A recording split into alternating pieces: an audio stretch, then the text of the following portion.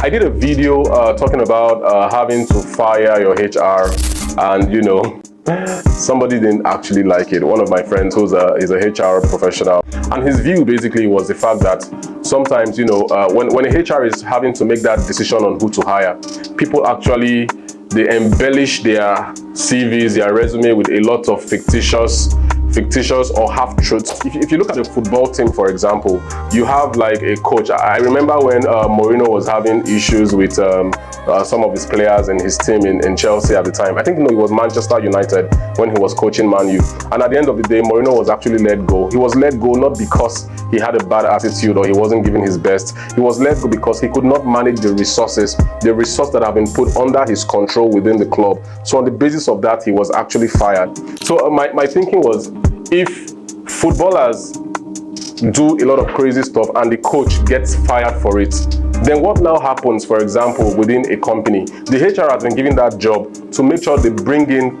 qualitative talents that are awesome to be able to help the company achieve its goals, its mandate, and its vision. At the end of the day, when the entire thing goes bust and maybe there are issues within the company, people start looking for all the staff. They say, okay, this staff, so let's fire him. And my point basically was, you cannot fire every other person within that particular cycle and you leave the HR without answering certain questions. The goal was to make us have that perspective of somebody being responsible for the failure or otherwise of a team. And don't forget, when you're hiring a HR, one thing you have to understand basically is that you also need to be looking at the personal development of that particular individual.